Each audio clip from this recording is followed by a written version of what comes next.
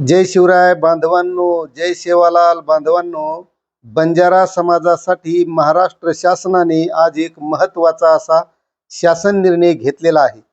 बंजारा प्रवर्गातील उपवर्गासह एस मध्ये समावेश करण्यासाठी एक अभ्यास समिती गठीत केलेली आहे. त्या संबंधीचा शासन निर्णय आपण आजच्या व्हिडिओमधून बघणार आहोत. तत्पूर्वी तुम्हाला एक विनंती आहे, तुम्ही जर महामराठी या यूट्यूब चॅनलवर नवीन असाल तर चॅनलला सबस्क्राईब करा, व्हिडिओला लाईक करा आणि जास्तीत जास्त बांधवांना ही माहिती शेअर करा.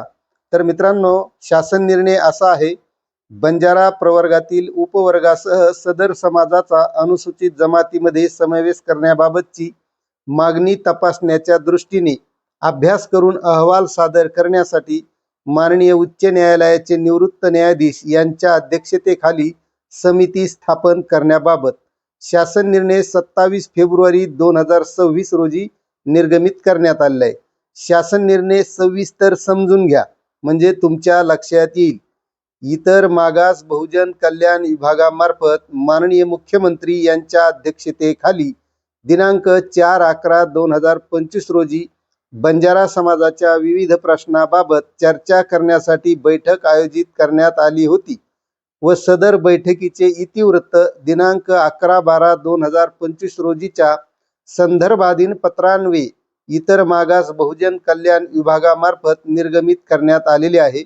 सदर बैठकीत घेण्यात आलेल्या निर्णयानुसार बंजारा प्रवर्गातील उपवर्गासह सदर समाजाचा अनुसूचित जमातीमध्ये समावेश करण्याबाबतची मागणी तपासण्याच्या दृष्टीने अभ्यास करून अहवाल सादर करण्यासाठी माननीय उच्च न्यायालयाचे निवृत्त न्यायाधीश यांच्या अध्यक्षतेखाली समिती स्थापन करण्याबाबतची बाब शासनाच्या विचाराधीन होती.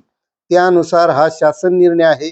बंजारा प्रवर्गातील उपवर्गासह सदर समाजाचा अनुसूचित जमातीमध्ये समावेश करण्याबाबतची मागणी तपासण्याच्या दृष्टीने अभ्यास करून अहवाल सादर करण्यासाठी माननीय उच्च न्यायालयाचे निवृत्त न्यायाधीश यांच्या अध्यक्षतेखाली खालीलप्रमाणे 6 सदस्यीय समिती स्थापन करण्यात येत आहे. या समितीमध्ये अध्यक्ष आहेत माननीय न्यायाधीश श्री M.L. तहली आणि माननीय उच्च न्यायालयाचे निवृत्त न्यायाधीश डॉक्टर C.J. सोनेवाल मानववंशशास्त्रज्ञ हे सदस्य आहेत. डॉक्टर शैलेश कुमार दारोकर समाजशास्त्रज्ञ हे सदस्य आहेत. ॲडव्होकेट श्री नितीन गांगल कायदेतज्ञ हे सदस्य आहेत. डॉक्टर संदीपान गव्हाळे विशेष अभ्यासक उच्चस्तरीय अभ्यासक हे सुद्धा सदस्य आहेत. आणि सहसंचालक आदिवासी संशोधन व प्रशिक्षण संस्था पुणे हे सदस्य सचिव आहेत. असा हा शासन निर्णय आहे. मित्रांनो, हा शासन निर्णय तुम्हाला सविस्तर वाचायचा असेल तर याची लिंक आपल्या डिस्क्रिप्शनमध्ये दिलेली आहे. त्या लिंकवर जाऊन आपण वाचू शकता. तुम्हाला हा शासन निर्णय कसा वाटला नक्कीच कमेंट करा. चॅनलवर नवीन असाल तर सबस्क्राईब करा, व्हिडिओला लाईक करा आणि जास्तीत जास्त आपल्या बांधवांना शेअर करा. धन्यवाद.